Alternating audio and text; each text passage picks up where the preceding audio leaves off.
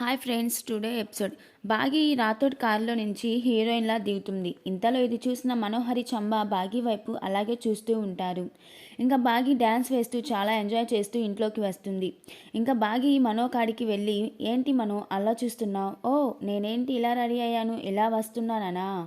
అయ్యో మనోహరి, నేను ఆయన ముందు ఇలా ఎక్స్ట్రాలు చేస్తేనే కదా ఆయనకి నా మీద కోపం వస్తుంది అని చెప్పేసి బాగి మనోహరితో ఇలా అంటుంది. చంబా ఎంత చెప్పినా మనోహరి వినకుండా, బాగి ఇదంతా నిజమేనా అని అడుగుతుంది బాగిని. అప్పుడు బాగి ఇలా నటిస్తూ, అవును నిజమే మనోహరి అని బాగి మనోహరితో అంటుంది.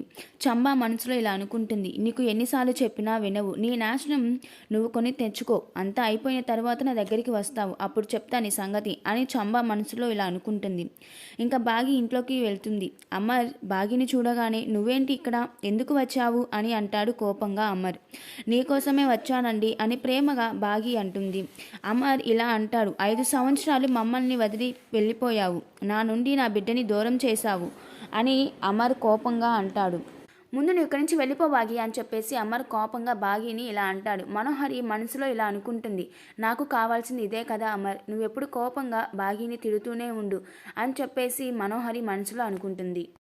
ఇంకా సీన్ కట్ చేస్తే, అమర్ నా బుజ్జమ్మని తీసుకునిరా వెళ్ళు అని అమర్ అంటాడు. ఇంకా రాథోడ్ వెళ్ళి కారులో ఉన్న బుజ్జమ్మని తీసుకొని వస్తాడు. అమర్ షాక్ అవుతాడు. ఇంకా రాథోడ్ ఇలా అంటాడు, ఏంటి సార్, ఇన్నాళ్ళు మనతో ఉంటుంది, మనతో కలిసి టైం స్పెండ్ చేస్తుంది బుజ్జమ్మే, ఈ బుజ్జమ్మే సార్, మిస్సమ్మ కూతురు అని రాథోడ్ అంటాడు. చూసారుగా ఫ్రెండ్స్, ఇవాల్టి ఎపిసోడ్. మరొక ఎపిసోడ్తో రేపు కలుద్దాం.